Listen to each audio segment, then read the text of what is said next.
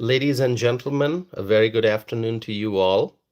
I am back with a new live stream, and the question that I have asked in the title of my live stream today that you can see, it's a very important question that needs to be discussed. And as always, I'm going to be sharing with you my thoughts, and I would also encourage you to share your thoughts with me in the live chat. So, the question that I'm asking today is the following: is the friendship between the United States and the United Kingdom falling apart? Why am I asking this question? Some of you may be thinking, Tassif, what happened? Why is this question being asked? Well, I will tell you what's going on, and it'll give you an idea about the current state of affairs, and it'll give you a strong understanding of what's happening right now, which has prompted me to ask that question. Is the friendship between the United States and the United Kingdom falling apart? My friends, we know that the United Kingdom is a very, um, you know, uh, very strong ally of the United States. We know that. Some might say a great ally, some might say a trusted ally. And I would agree, the United Kingdom is definitely a great, a strong, and a very trusted ally of the United States. So the US UK relationship, we always expect that relationship to be very, very strong. But my friends, you have to also keep in mind that the strength of an alliance between two countries, the strength of an alliance depends on the leaders of the two countries. So we're talking about a bilateral relationship. We have to look at the leaders of the two countries and the leaders and how they interact, and their actions will help determine the strength of the alliance. And of course, there are many other factors. It's not just about the country's leaders, but it's also about the overall relationship between the two populations of these two countries. There's other factors that are important would be, trade and travel and tourism and cultural exchange and so on and so forth. And language also plays a tremendous role. Language plays a big role. So does political ideology overall. I'm not talking about, individual people all over a country, but overall, the overall political ideology. Is it a communist country? Is it a capitalist country? What kind of a country is it? And also mutual interests. And there are so many other factors. But the leaders play a big role. They always do, and they always will. For example, after President Trump came to power again, meaning after President Trump started his second term, after President Trump started his second term in office, he really strengthened the relationship between the United States and our allies in the Middle East. He strengthened our relationship with Japan, with Pakistan, with Argentina, with Poland, with Hungary, with Indonesia and Malaysia, and so many other countries. And of course, all of NATO, all of NATO. And that's why I'm asking the question here. As you can see, it is because of President Trump that NATO is now the strongest alliance in the world. Do you agree? And you can answer that question in the live chat. By the way, it's good to see Kay Cooper. It's good to see our friend Bill from Vegas. Thank you all for being here. Please make sure you like this video, share this video, subscribe if you have not done so yet. I'm talking to those who are not subscribers. Be like Kay and Bill and all our other friends who have subscribed. Please subscribe and stay connected. All right. So I'm seeing other people are tuning in also. Thank you for being here. Bill and Kay, since you're here, would you please ask the others to also subscribe? Encourage them to subscribe. Would you do that? That would be great. If they don't listen to me, maybe they'll listen to you, you know? Uh, yeah, go ahead. Encourage others to subscribe and stay connected. Okay, let me move forward. Let me move forward with the conversation. As I was saying, after President Trump came to power again, after he started his second term in office, he really strengthened the relationship between the United States and our allies, including our allies in the Middle East, okay? Including our allies in the Middle East and the rest of the world. Japan, Pakistan, Argentina, Poland, Hungary, Indonesia, Malaysia, South Korea, the list goes on, and all of NATO. NATO is the strongest ever right now because of President Trump. Because of President Trump, because of his leadership and his guidance and how he made sure that all the countries not only uh, are just members of NATO, but they are truly invested, that they truly contribute towards making NATO stronger than ever before. Okay?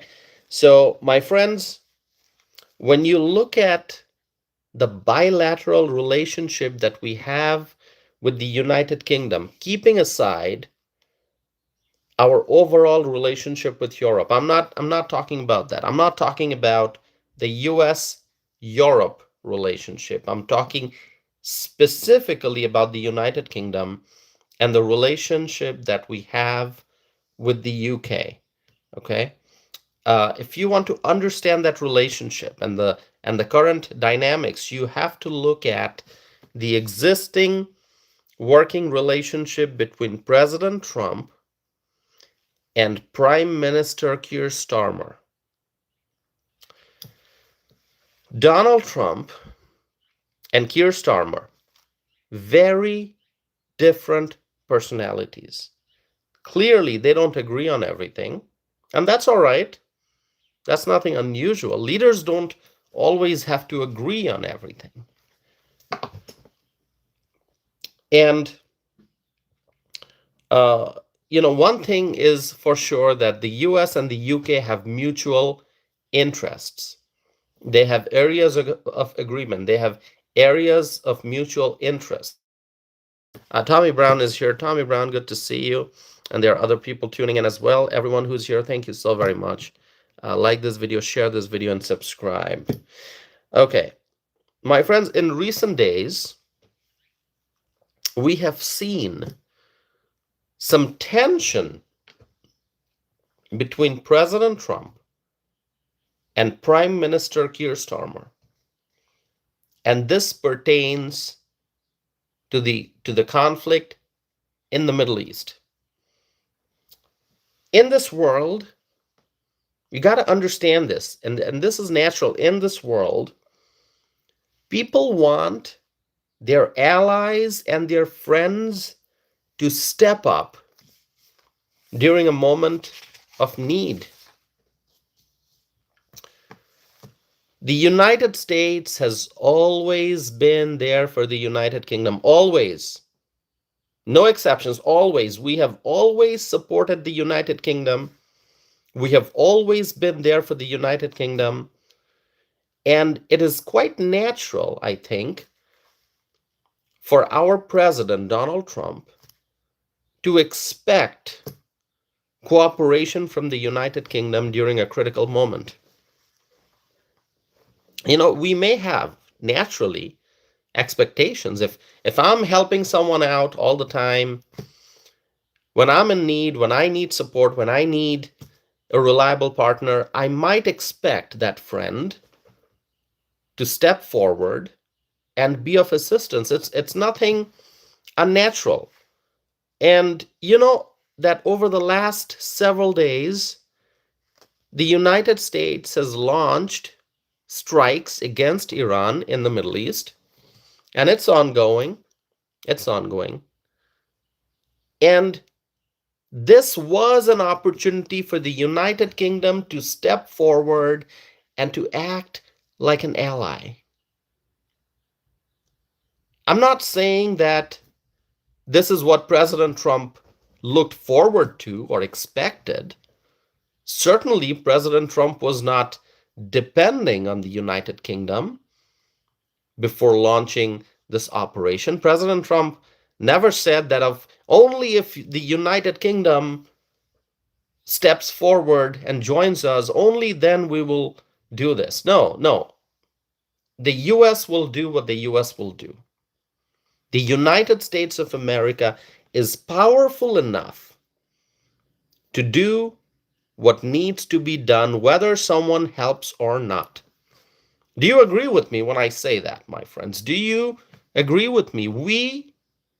If our commander-in-chief decides that we're going to be launching this military operation, and great if our allies join us, great if our allies step forward and say, Mr. President, we're there with you. Whatever assistance you need, whatever cooperation you need, we're going to be there. It's our promise. You've been great with us. We're going to help you out. Now that the US needs to make an important decision. President Trump was not depending on the United Kingdom to step forward, but it would be great to see our ally, somebody, a country that we always help. It would be great to see the UK stand alongside the United States during this critical moment. But here's what happened. Initially, the British Prime Minister did not allow the British Prime Minister did not allow the United States to use British military bases, in particular Diego Garcia, which is a base on an island in the Indian Ocean. Later on, something changed. As I said initially, the British Prime Minister, we're talking about Keir Starmer, he did not allow the United States to use British military bases. But then something changed. And Prime Minister Starmer gave the okay, gave the green light, gave the thumbs up for the United States to use some bases for defensive purposes. So something changed. Keir Starmer, initially he'd said something and then later it was sort of different. The conclusion that I draw from all of this, and I'm going to share that with you, and you can let me know if you agree with me or not. Clearly, there was some hesitation on UK's end. United Kingdom was hesitant. Keir Starmer was hesitant. They did not want to cooperate with the United States. But later on, they decided to cooperate a little bit. So Keir Starmer, Mr. Starmer, Prime Minister Starmer, he was probably not sure what to do. He probably did not know what the best course of action would be for the United Kingdom. He was hesitant. And I think Prime Minister Starmer just wanted to stay away from this whole matter. He wanted to maintain a distance. He wanted to stay away from this whole thing.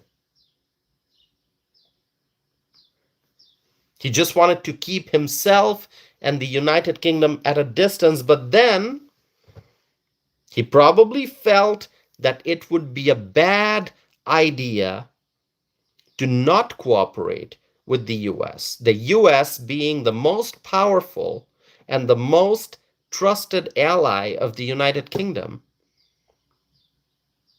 Keir Starmer probably realized that. He probably felt that it was a mistake to not cooperate with the US, and so he stepped forward a little bit, but not too much. A little bit.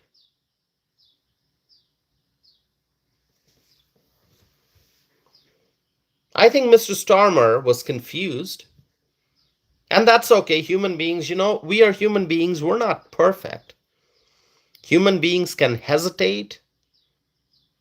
They can have fears. They can be confused at times. It might be difficult to make a decision. We might need some extra time, especially when under pressure. Maybe the level of confusion rises. Maybe the level of hesitation spikes. So maybe that's what happened with Prime Minister Starmer. Maybe he was confused. And I think at the same time, maybe different people were giving him different suggestions. His advisors, I'm sure he has advisors. He does, obviously. He's the head of government in the UK. So maybe some of his advisors told him to cooperate fully with the United States, and maybe other advisors said, don't do it, stay away from this whole thing.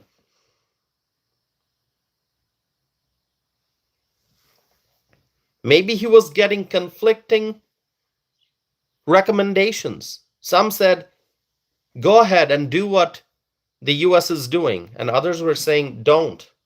Stay away from this. Stay away from this. We don't want to be a part of this.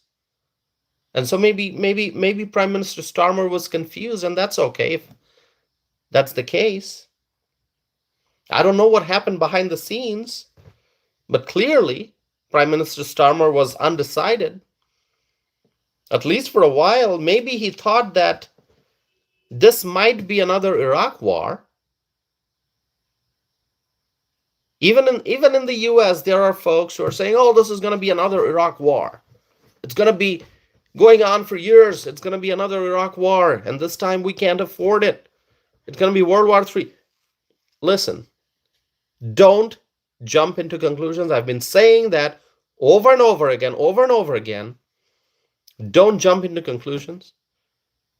Don't suddenly come up with the worst case scenario. Oh, this is going to be, another years-long war. You don't know that. Maybe it'll end very soon. Maybe everything will head in the right direction. Maybe the conflict will end. Maybe peace will prevail. As long as the United States military meets all the objectives, things are going to head in a favorable direction for the United States and for the world in general. My friends, maybe Prime Minister Starmer thought this might be another Iraq war, and maybe that's why he did not want to get involved. But then also you can see that he could not stay completely away from this matter. He could not stay completely away. Maybe he was thinking that if he keeps himself and his administration and his country completely away from this matter, that's this ongoing matter in the Middle East, maybe it's going to look like he was abandoning the US, and that would be a problem. Because the world's watching. Everyone's looking at the US, everyone's looking at the UK, and trying to figure out, okay, what is the UK going to do? Is the United Kingdom going to stand alongside the most powerful and the trusted ally, the US? Or will the United Kingdom stay completely away from this? And that would basically mean that the UK was abandoning the US. In fact, let me tell you this, and I don't know how many of you heard this before, maybe, because I know my friends over here, they're very well informed. They keep track of national and international issues.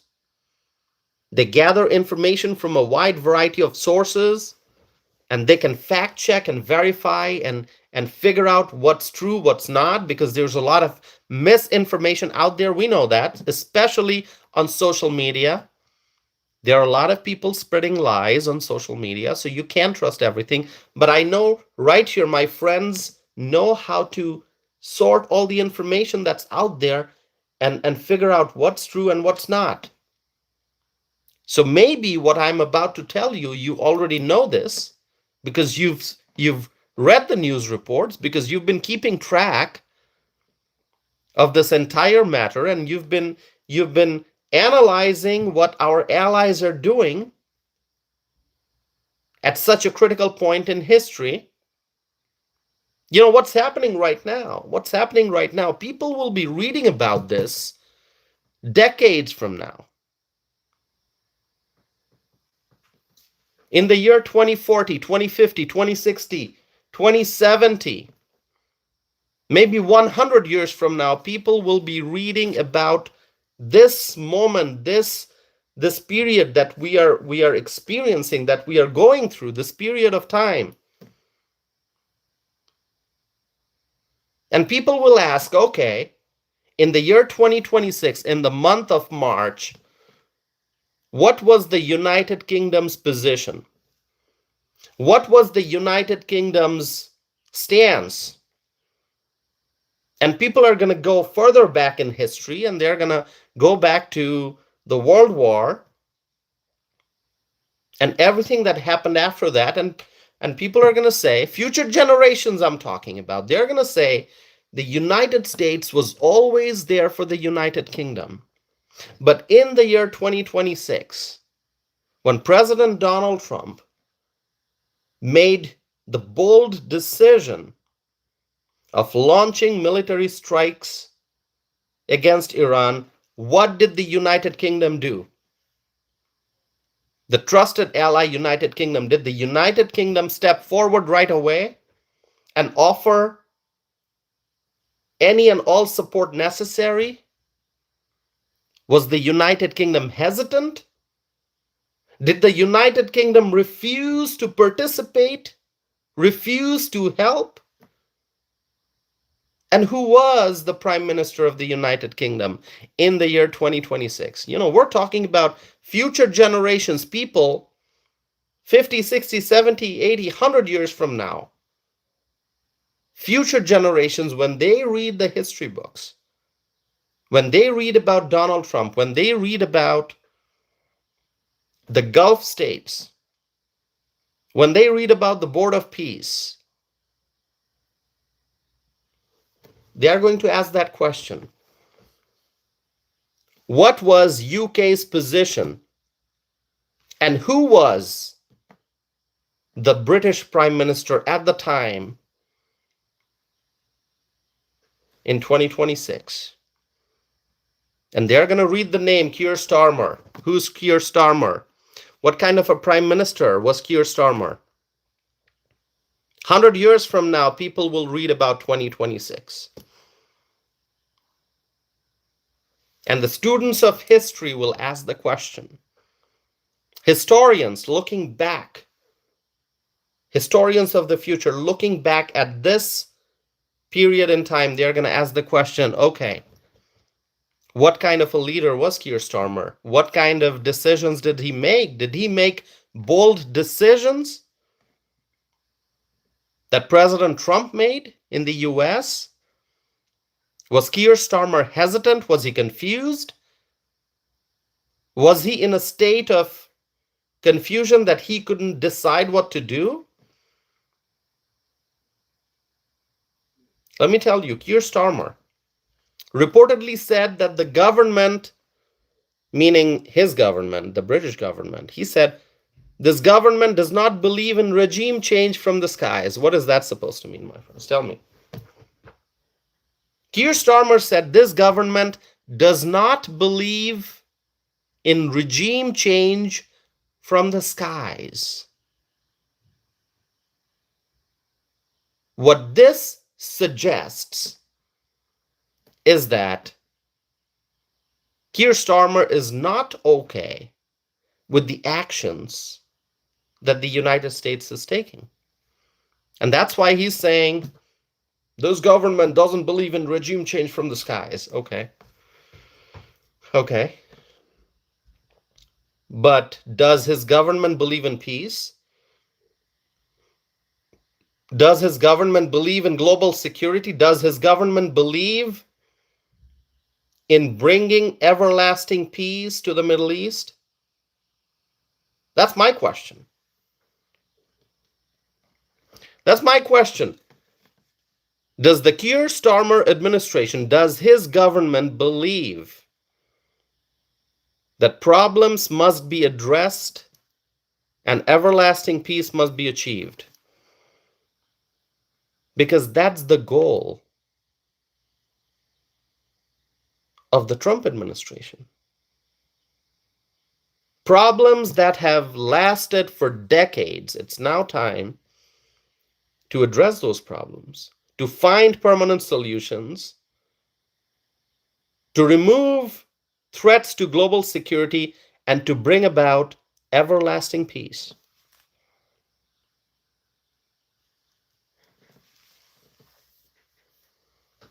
My friends, Keir Starmer said, this government does not believe in regime change from the skies. So clearly, he's not okay with the actions that the United States is taking. When a leader cannot make a proper decision, when a leader cannot make a timely decision, when a leader gets confused and doesn't know what to do, that's not a good sign. That's not real leadership. And as I was saying, what the two leaders of two countries do and how they interact with each other and whether they cooperate with each other or not would help determine the strength of that bilateral relationship. In this case, I think many Americans would feel, given what we know now, given what has happened over the last several days, given what we know about the British government under Keir Starmer and the statements he made and the things he said, I think many Americans, after looking at all of that, would feel that we cannot fully count on the United Kingdom. We cannot fully depend on them. We can't. Not that we are. We're not. We're pretty independent. We're pretty powerful. The US is very powerful. If we want to do something, we can do it on our own. But it's good to have allies cooperating. But it's now obvious to many Americans that we cannot fully count on the United Kingdom.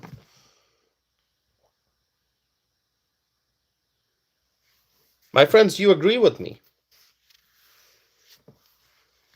Do you agree with me, my friends? Let me know your thoughts. I've been talking for a while. I will pause for a little bit, but I have a lot more to say.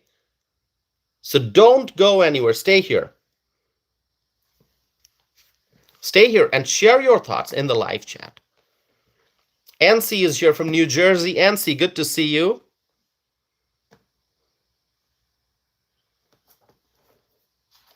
Go ahead, my friends. Share your thoughts with me in the live chat. And wait a second, because I have more things to say. I'm going to be talking about someone very important whose statement is going to have an impact. And no, I'm not talking about Trump. I'm not talking about Starmer. I'm talking about somebody else whose name I will mention in just a little bit. And then you can determine where things go from here. My friends, ask me your question. Somebody is writing, America is NATO's strength. Absolutely. America is NATO's strength. It's because of the United States of America that NATO is not just strong, but the strongest ever. It is because of President Trump that NATO is the strongest alliance in the world. Do you agree? Many people do. My friends, since you're here, I would encourage you to please subscribe if you have not done so yet. That helps you stay connected. I have a lot more to say. Don't go anywhere. I know hundreds of people are watching this, so I'm going to continue.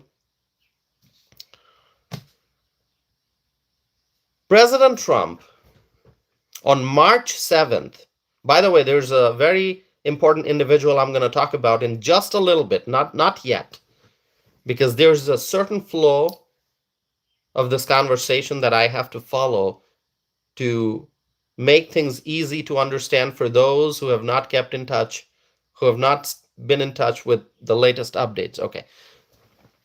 President Trump, on March 7th of 2026, in the afternoon, he published a post on Truth Social.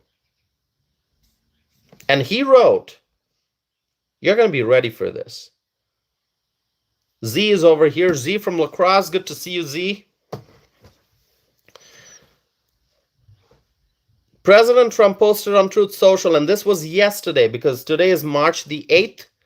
This is from March the 7th, 2026. In the afternoon, President Trump wrote, and I quote, "The United Kingdom, our once great ally, maybe the greatest of them all, is finally giving serious thought to sending 2 aircraft carriers to the Middle East. That's okay, Prime Minister Starmer. We don't need them any longer, but we will remember. We don't need people that join wars after we have already won." President Donald J. Trump.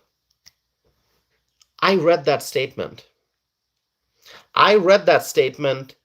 And I read it again, and I read it a third time. I read it a fourth time because each and every word, each and every sentence in that Truth Social post has very deep meaning. You know, when President Trump, in the very first sentence, he writes, "The United Kingdom," obviously that's the subject of the post, "The United Kingdom, our once great ally." What does that mean? That means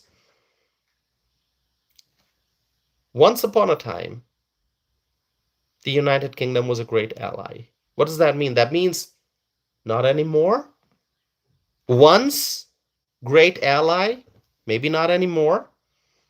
But not just great, but once great ally, maybe the greatest of them all. So you first recognize the fact that the United Kingdom is our once great ally, but not just great, the greatest of them all, which I think people will agree, whether you're a Democrat or Republican, Independent, whatever your political viewpoints may be. I don't think you can deny that the UK was the greatest of all allies once.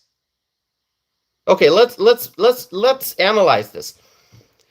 The United Kingdom, our once great ally, maybe the greatest of them all, is finally giving serious thought to sending 2 aircraft carriers to the Middle East.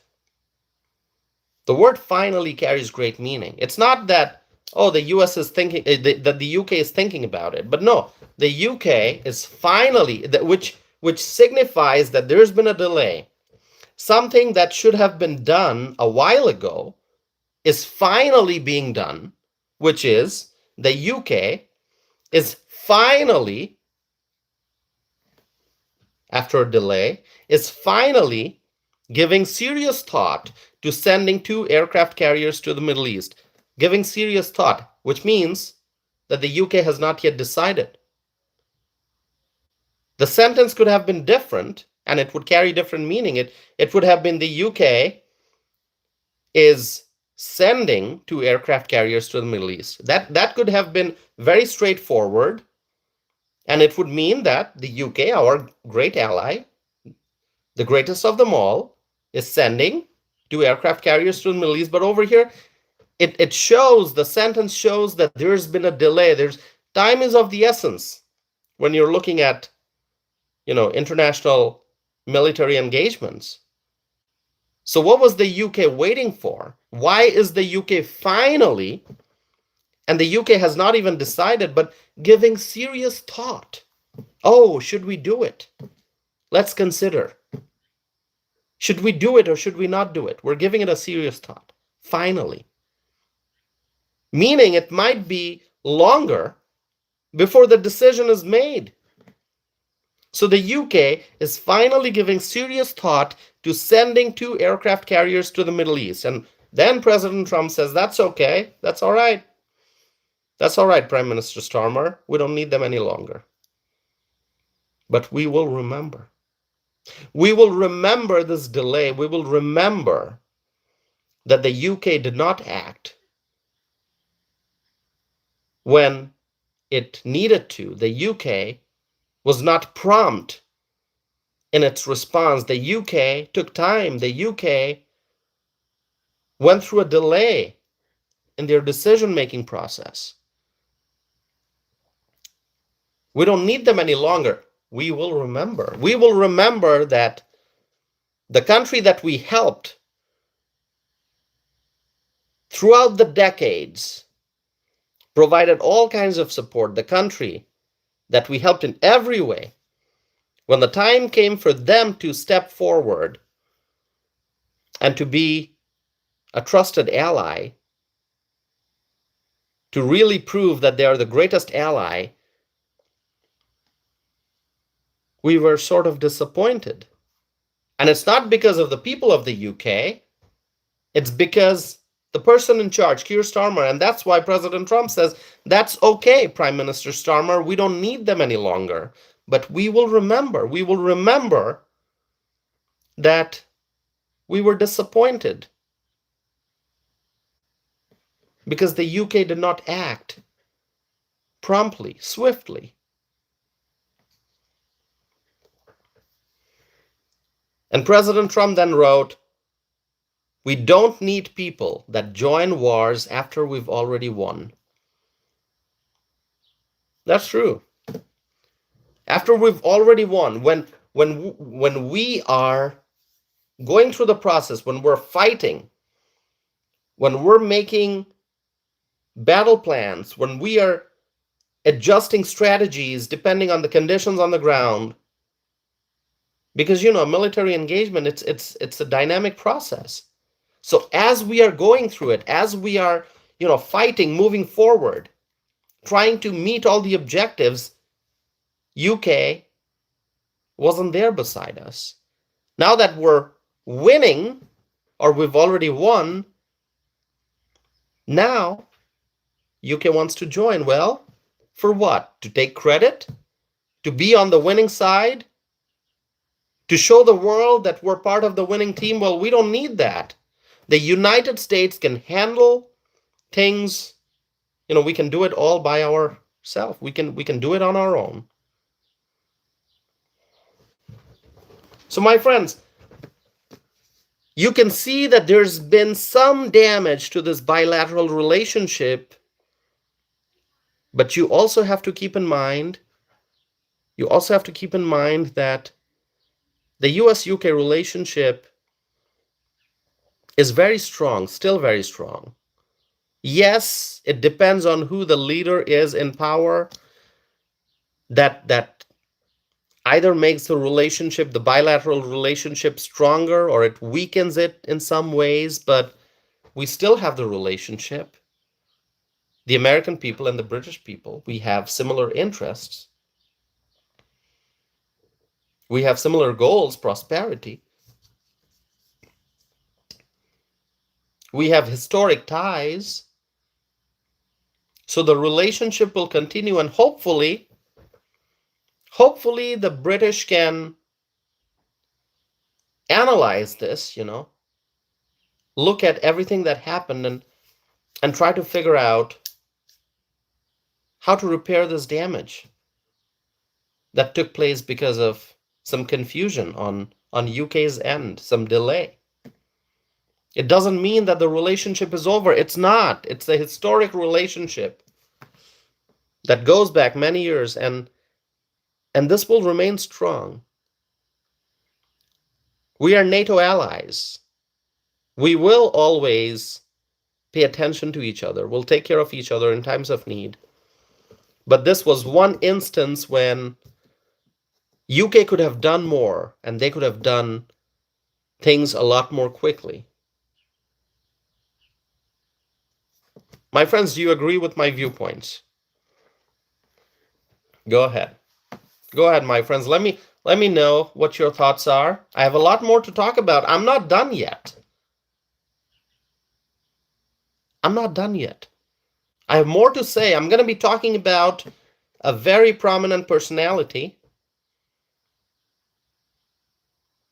And I'm going to share with you what he said.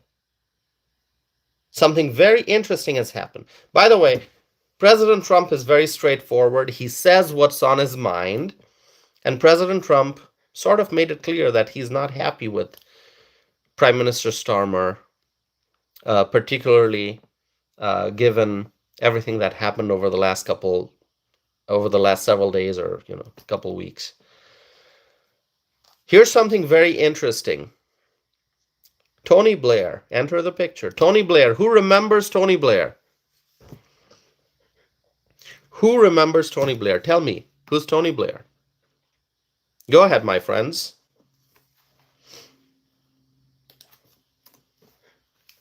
Z says yes. Z remembers who Tony Blair is.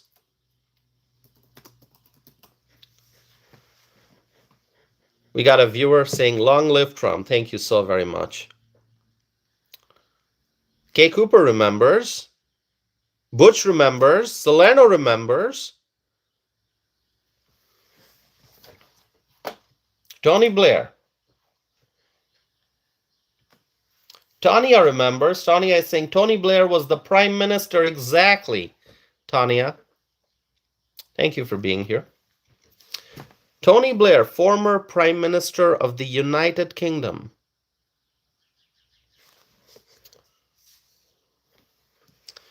Former British Prime Minister Tony Blair. By the way, before I tell you what Tony Blair said, I also have to point out that Tony Blair is playing a significant role in the Board of Peace. The Board of Peace, President Trump's Board of Peace, the Gaza Board of Peace, the Board of Peace that's going to focus on promoting peace in the Middle East and beyond the Middle East, all over the world. So, Tony Blair, let me just mention that to you, that he is part of the Board of Peace. Tony Blair is a member of the founding executive board of the Board of Peace. So he's very powerful. He was very powerful in the past. He still is very influential today. And Tony Blair had something to say about Keir Starmer. Tony Blair, let me just give the facts to you directly. Tony Blair criticized Keir Starmer. The former British Prime Minister criticized the current British Prime Minister. And former Prime Minister Blair said that the United Kingdom should have backed America from the very beginning. So the criticism that Keir Starmer is receiving because of his lack of strong decision making, the criticism that he's receiving is not just from the White House, is not just from President Trump, not just from other international observers and other leaders, but the former British Prime Minister, the former Prime Minister of his own country, Tony Blair, is criticizing Keir Starmer. And Tony Blair said that the UK should have backed America from the very beginning. And that's quite a strong statement coming from the former Prime Minister of the United Kingdom. Tony Blair could have just remained silent. He could have remained silent. He could have just, he could have decided not to make any statement in this regard. But Mr. Blair is saying what he feels is right, and he's saying that the UK should have backed America from the very beginning. So the question now is, what is the US-UK relationship going to look like going forward? What is going to happen to the US-UK relationship going forward from here on? We certainly know that President Trump doesn't have much confidence in Keir Starmer, in Prime Minister Starmer. So that, I don't know if that's going to be repaired once you lose confidence, once you decide that you cannot trust, a certain individual, you cannot count on that particular person. I don't know how you gain that confidence back. I don't know how that trust is restored. I don't know how you, um, you know, go back and say, okay, well now I'm once again, I have full confidence. I don't know how that happens. I don't know how that damage is repaired. Okay, and that might be the case for as long as President Trump and Prime Minister Starmer are both in office. President Trump may never fully have confidence in Keir Starmer again. But the bond between the United Kingdom and the United States will likely stay strong. There are still voices in the UK, like former Prime Minister Tony Blair, who understand the power of the US-UK alliance. Okay, there are still many people who understand how powerful this bond is between the two countries, the United States and the United Kingdom. The bond between the UK and the US will likely stay strong. And obviously, the US has to always be ready that we may not get the cooperation that one might expect from the United Kingdom. So we have to be ready to act on our own. We have to be ready. If the US has to do something on the world stage, the US has to be ready to do it on our own without help from the UK. Because we can't count on the UK. They are our allies. They will continue to be, but we can't count on them. But that's not really going to stop us, the Americans, from achieving our objectives, our military objectives, our economic objectives, our trade objectives, whatever objectives we may have. We will go and pursue those objectives on our own without help from anyone. The United States, even if it stands alone, is very powerful. More powerful than any other country on this planet. And that's a fact. But of course, we are blessed to have wonderful allies. We are. We have allies in the Middle East. We have allies in Asia. We have allies in Europe. So we will have those allies, and we value those allies. We have allies in Latin America. Argentina is an ally. Pakistan is an ally. Saudi Arabia is an ally. Qatar is an ally. The UAE is an ally, the United Arab Emirates. Poland is an ally. Hungary is an ally. Malaysia is an ally. South Korea is an ally. Japan is an ally. We have lots of allies. I mean, I'm not going to be able to present to you the whole list, but if you pay attention to world politics, you know who the allies are. And we have many of them. I can't give you the whole list. So if I've missed names, please don't blame me. I'm not saying that I've given you the full list of our allies. I have not. There are many more on the list.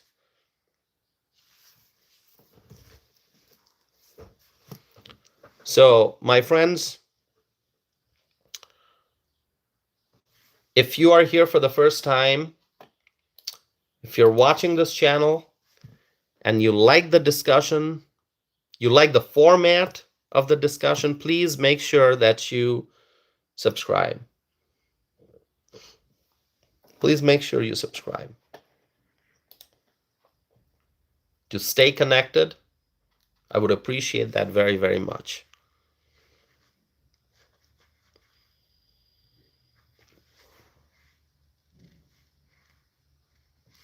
Okay, somebody is asking which country is in the Board of Peace and an ally.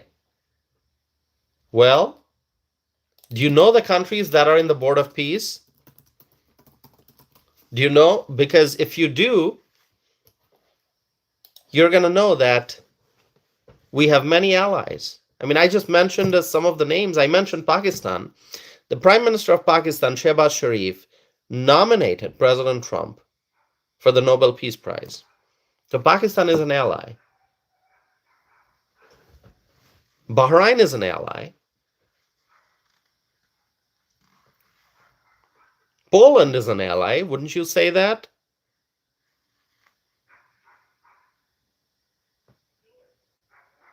I can look up the entire list. Let me give you the list here.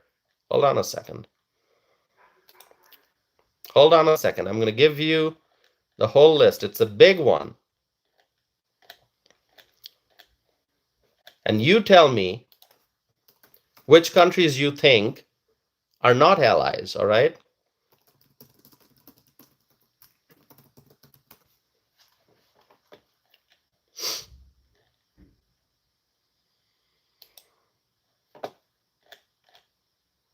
Okay. Argentina. Let me go alphabetically, and I'm not going to mention all the names. Alphabetically, Argentina. Ally, right? Definitely. Bahrain, I mentioned, ally. Egypt. Egypt. So remember that big event where all the leaders gathered for the signing of the peace agreement for Gaza? Do you remember where that event took place? It took place in Egypt, right? I forget the name of the place in Egypt. I forget the name of that particular place in Egypt. Okay, where that President Trump visited. Hold on a second, let me look it up.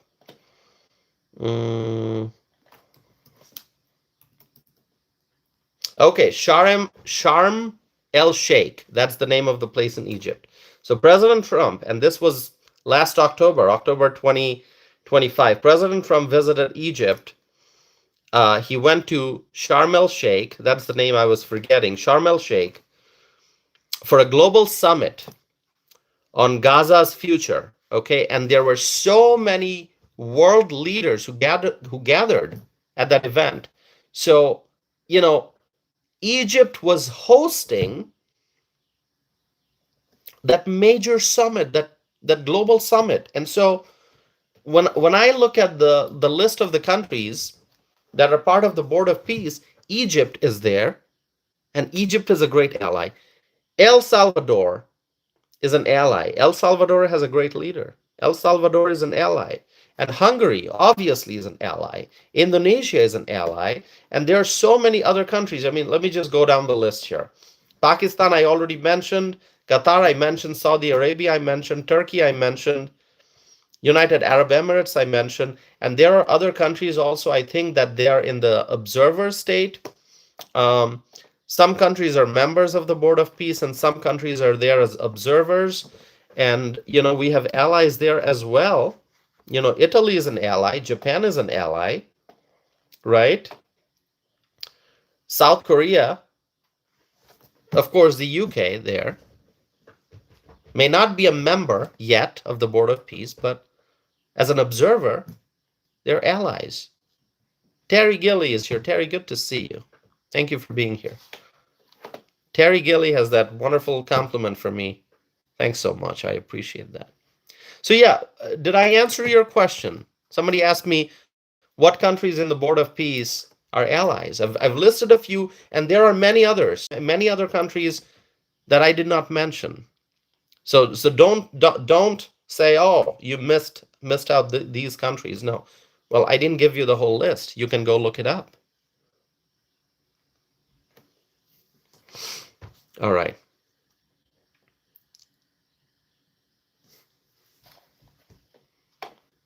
All right, my friends. Let's see. Any more questions for me?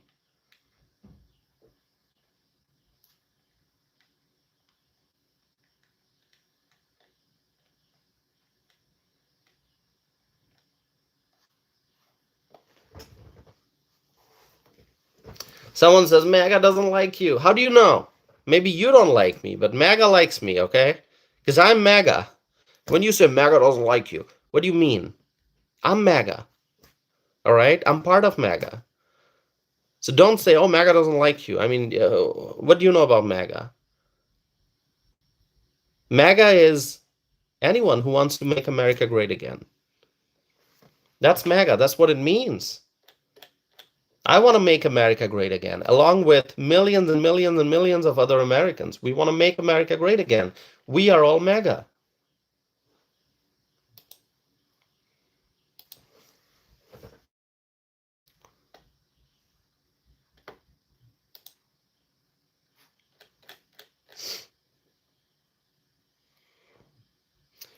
Butch says, we don't like Tossif. We love him. Thank you, Butch. I appreciate that. You know, it's the love and support that make me continue to do this. That's why I do this. Because of all the love and support and all the encouragement that I receive from you, I continue to do this.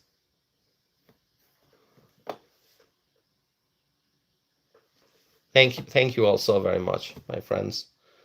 All right. Questions for me? No? We are approaching the 1 hour time mark. I may wrap it up. By the time we get to 60 minutes, we're at 57 minutes right now. To all those who have not subscribed yet, please do so. This is, I believe, my second live stream today, but I'm gonna be doing more live streams. Okay, I'm gonna be doing more live streams.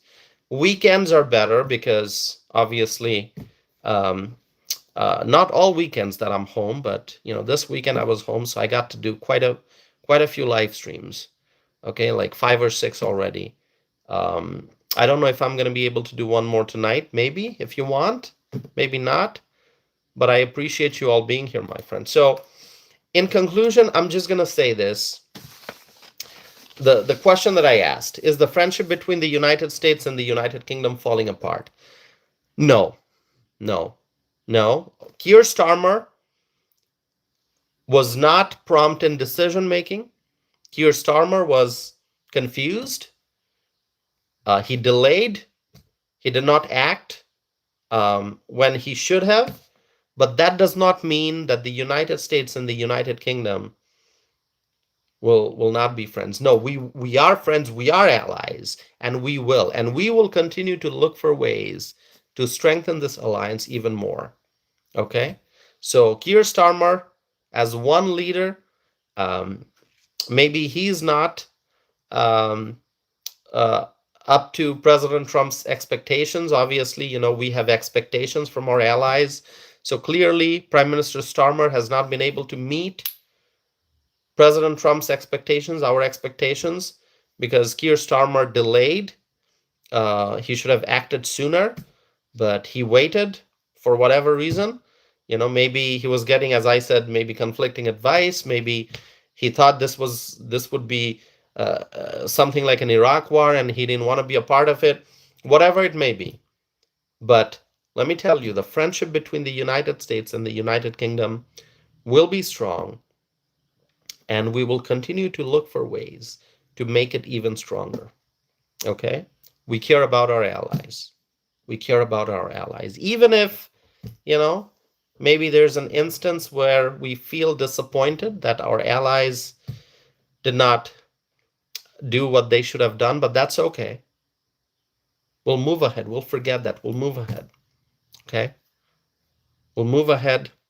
Yeah, we don't really forget. We kind of, it stays in the memory. We remember, but we will move ahead.